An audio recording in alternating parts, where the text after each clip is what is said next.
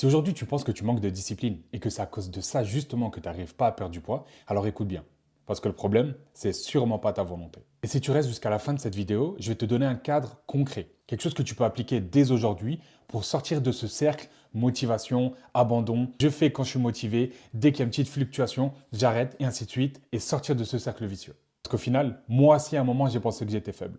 Mais crois-moi, c'était vraiment pas ça. Il y a quelques temps, quand j'étais vraiment obèse et que je pesais plus de 170 kilos, je traversais plein de périodes. C'est-à-dire que j'arrivais à me motiver durant une période bien précise en me disant, OK, demain je commence, demain je fais ci, demain je fais ça. Et j'avais une volonté et une motivation énorme.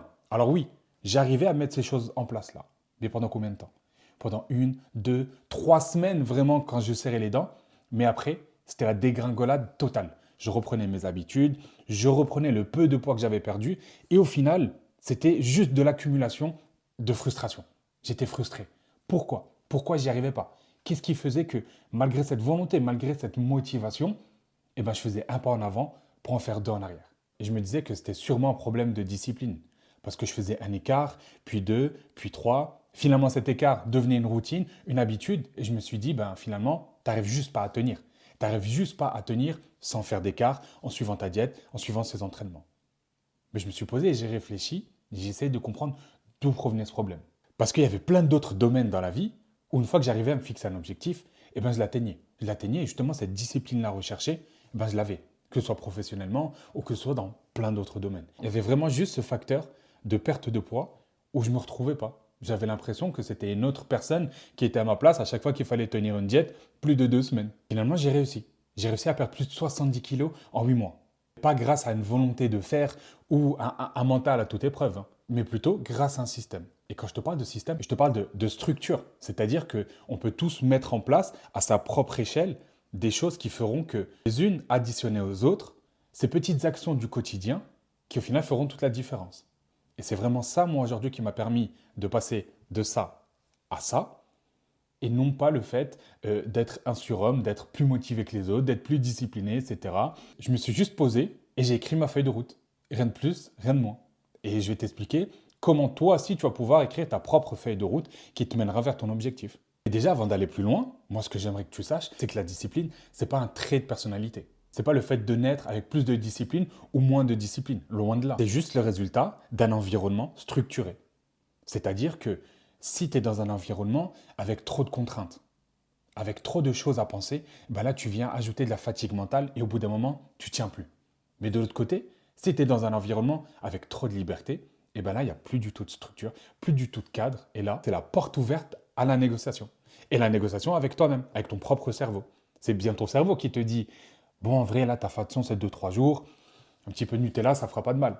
Tu vois, là, on est vraiment dans de la négociation. Donc, le but du jeu, ça va être de trouver le juste équilibre entre les deux. Ni trop, ni pas assez. Surtout, le fait de ne pas avoir de cadre bien précis, bah, c'est une rechute prévisible.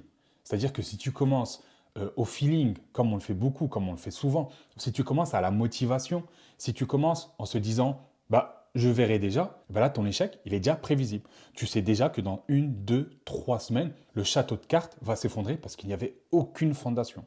Et le plus souvent, la rechute, alors effectivement, elle peut commencer dans l'assiette, mais elle commence à partir du moment où tu négocies avec toi-même. Que ce soit dans les bonnes habitudes que tu essaies de mettre en place, comme le fait de marcher un petit peu plus, de faire attention à ce que tu manges ou d'aller à la salle. À partir du moment où tu commences à négocier avec toi-même, sache que tu vas perdre. Sache que tu vas perdre parce que c'est nous-mêmes. C'est pas comme négocier avec une personne en face qui va t'apporter des arguments. Là, tu négocies avec toi-même. Donc, comment trouver des arguments pour contrer ça? C'est pas possible. Donc, je le répète, à partir du moment où on entre dans des phases de négociation, c'est là qu'on retombe. Donc, le plan concret que moi-même j'ai mis en place pour perdre mes 70 kilos en 8 mois, et surtout que toi, tu vas pouvoir mettre en place dès aujourd'hui. Donc, la première règle, ça va être de supprimer toutes les décisions inutiles. Toutes les fois où tu peux être tenté de négocier avec toi-même. Toutes les fois où tu auras un choix à faire. C'est-à-dire, pendant une semaine, tu vas manger le même petit déjeuner. Tu vas te fixer 2 à 3 repas fixes. Pourquoi? Pour justement ne plus jamais être pris au dépourvu, pour ne plus se retrouver dans la cuisine en ayant faim, en ne sachant pas quoi manger, parce que là, effectivement, c'est la porte ouverte à manger tout ce qui va nous passer entre les mains. Donc là, si tu arrives dans la cuisine, ok, je sais déjà que je dois manger ça, je dois manger ça, je dois manger ça. Et là, comme je l'ai dit au début, il est là notre cadre. Elle est là notre feuille de route. Que ce soit petit-déj, midi ou soir. Et je ne te dis pas ça de faire ça sur des mois et des mois, mais au moins de te lancer comme ça. Pour enlever justement, comme on l'a dit au début, cette fatigue mentale de se dire, punaise, je dois manger quoi? Là, je veux perdre du poids, je veux me sentir mieux, mais j'ai faim. Et je veux manger rapidement, et je ne veux plus avoir faim le plus rapidement possible. Donc là, le fait d'avoir ces repas-là bien précis, bien définis, on va dire, ça va te libérer l'esprit et tu pourras te concentrer sur autre chose. Pareil pour les entraînements. La pire chose que tu puisses faire aujourd'hui, c'est d'arriver à la salle et de te dire, bon, ok, je fais quoi? Je fais quoi? Je fais les pecs, je fais les jambes, je fais les épaules. En fonction du monde qu'il y a, ça c'est la pire chose que tu peux faire. Parce que déjà, tu as passé une longue journée au travail. Tu n'avais pas forcément envie d'aller à la salle aujourd'hui, mais tu t'es motivé. Tu as pris ton sac, tu es allé, tu arrives à la salle. La pire chose que tu puisses faire, c'est de ne pas savoir quoi faire justement. Si tu débarques et que c'est un peu au feeling, eh ben, je peux déjà te dire ce que tu vas faire. Soit tu vas rentrer directement parce qu'il y aura un petit peu trop de monde, soit tu vas te faire 10 minutes de tapis, tu vas rentrer. Donc pareil, l'alimentation. Et je ne te dis pas de t'entraîner 6 jours sur 7, mais au moins 2, 3 entraînements, peut-être 4, mais définis. Ok, j'arrive à la salle, j'ai ça à faire, ça va me prendre tant et tant et tant. Je me concentre, je donne tout et j'en tire moi. Point. Aussi simple que ça. Et à partir du moment où toi, tu te facilites la vie, t'enlèves toutes ces frictions qu'il peut y avoir entre ces prises de décision et justement le fait de passer à l'acte, tu verras que ce sera beaucoup plus simple pour toi. Parce que moins de choix à faire égale plus de constance. Deuxième point, il faut qu'à partir d'aujourd'hui, tu mettes en place une règle anti-glissade. Et quand je te dis une règle anti-glissade, je vais te parler des écarts. Un écart, il n'y a pas de souci. 2 écarts, c'est un problème. Pourquoi? Parce qu'on relance. On relance le processus qu'on essaie de combattre. On relance justement ces habitudes qu'on essaye de changer. Donc le but aujourd'hui, ça va être, à partir du premier écart, qu'il y ait une action en face. Je ne te dis pas forcément de compenser et de ne pas manger le lendemain, mais de se recentrer, de repenser à la structure que tu as mis en place et surtout qu'un écart égale une réaction pour ne plus que ça se reproduise. Parce que je l'ai vécu aussi et je sais très bien que tu le vis aussi. Un écart, ça va. 2 écarts, ça va. À partir du troisième, tu te dis, bon, foutu pour foutu, bah autant arrêter parce que là, je ne suis plus dans ma ligne directrice. Et le but, c'est absolument d'éviter tout ça. En fait, c'est simple, il faut une correction immédiate, que ce soit par le comportement, que ce soit par le sport ou l'alimentation. Mais attention à ne pas tomber dans le « je fais un écart, donc je réduis drastiquement mes calories, etc. » Ça, on aura l'occasion de plus en discuter. Peut-être dans d'autres vidéos, je t'expliquerai comment justement lisser un écart sur la semaine pour que toi, tu ne le ressentes pas et que tu puisses continuer à manger. Et le troisième point, c'est rendre visible ton engagement. Et quand je parle de rendre visible ton engagement, c'est-à-dire que, ok, j'ai fait un entraînement, je me le coche dans ma feuille de route. Je me le coche dans ma feuille de route. Parce qu'au début, quand tu as vraiment beaucoup de poids à perdre, tu vas faire les efforts, tu vas aller à la salle, tu vas faire attention à ce que tu manges, mais ça ne va pas se voir directement parce qu'il y a beaucoup de poids à perdre. Mais le fait de voir cette feuille se remplir, ces entraînements s'enchaîner, de voir que tu es en train d'avancer, eh ben c'est ça justement, en attendant de voir vraiment des résultats concrets et visibles, ta réussite. Moi, je veux que ce soit ça pour toi aujourd'hui. Ton objectif, c'est voir cette feuille d'entraînement se remplir de plus en plus. Que tu cases tous les jours, que ta préoccupation, le moment que tu attends le plus durant toute ta journée, c'est de rentrer après ta séance et de cocher cette case. Pourquoi? Parce que chaque case cochée est un pas en avant. C'est aussi simple que ça. Donc, on parle de cette feuille de route au niveau des entraînements. On parle des pesées. Je sais qu'il y en a beaucoup qui n'aiment pas se peser, qui se disent justement, là, si je me pèse, ça va piquer, ça va me faire mal, etc. Mais non, on a besoin de savoir, tu as besoin de savoir où tu en es. Et crois-moi, le jour où tu vas te peser, tu vas avoir moins de kilos sur la balance. Pareil, tu attendras ça durant toute la semaine. Pourquoi? Parce que c'est un peu la récompense, même si on ne reste pas fixé sur la balance. Mais moi, je le voyais comme ça. Je me suis tué toute la semaine. J'ai fait attention à ce que je mange. Je suis allé à l'entraînement.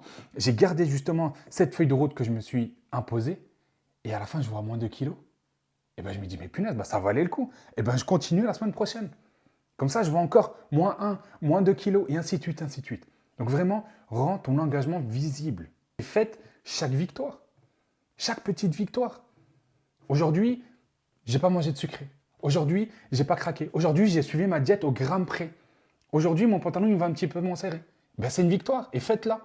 Et je veux que tu sois heureux à chaque accomplissement parce que c'est ça justement qui va te faire tenir. Moi, c'est ça qui m'a fait tenir. Le fait d'avoir des résultats. Et je ne te parle pas d'avoir des abdos ou autre, hein, mais chaque petite avancée était une véritable victoire. Aujourd'hui, j'ai mis mon t-shirt, il me va moins serré qu'il y a 3 jours.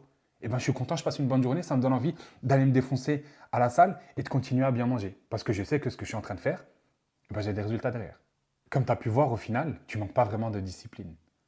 Tu manques juste d'un cadre bien précis et d'une structure et d'une feuille de route. Aussi simple que ça. Et ça, j'ai pris un peu de temps avant de le comprendre.